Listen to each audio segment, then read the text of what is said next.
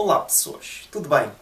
This video is going to be a little different than my others. It's definitely breaking the trend of Icelandic videos, but we're still on the topic of language, kind of, and culture-y stuff. And this one also has to do with my family history, and again ties in to this instrument here.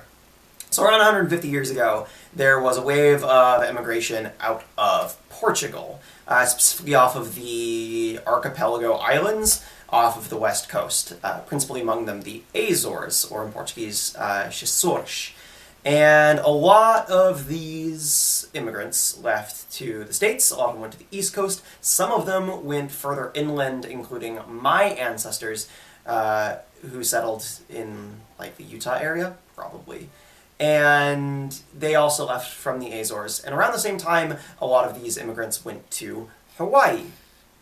With them, they brought lots of things that we think of as typically Hawaiian. So things like malagueñas are Hawaiian, but ultimately came from Portugal. Actually, Hawaiian sweetbread is Portuguese if you go back far enough.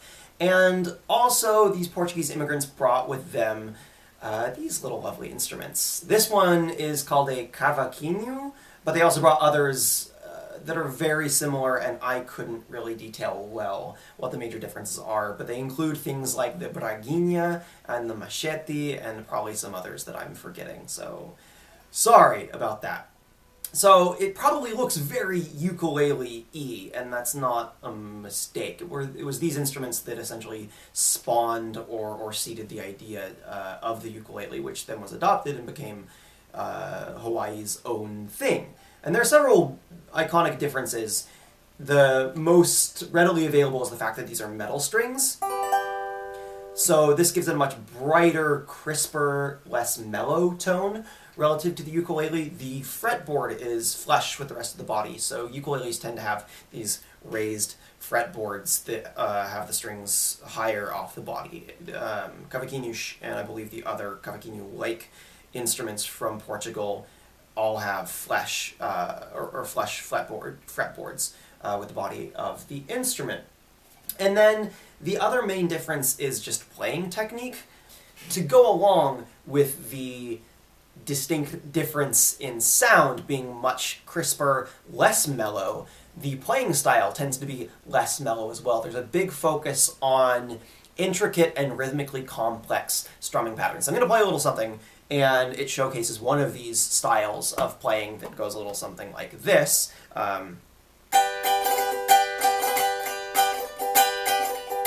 Where you strike both down with your index finger, and you go back up with your thumb. These general techniques are called rasgado. The Portuguese verb rasgar means to scratch. So you're kind of scratching. That's kind of where it comes from. So I am not good at this, like, at all. Before playing the Cavaquinho, I was not a really string player. So don't take this as what good Cavaquinho playing sounds like. Take this as a generalized version of kind of what the instrument sounds like. I'll leave some links in the video for some more interesting, more good videos of Cavaquinho playing. But this is kind of just a little taste of this fun little instrument.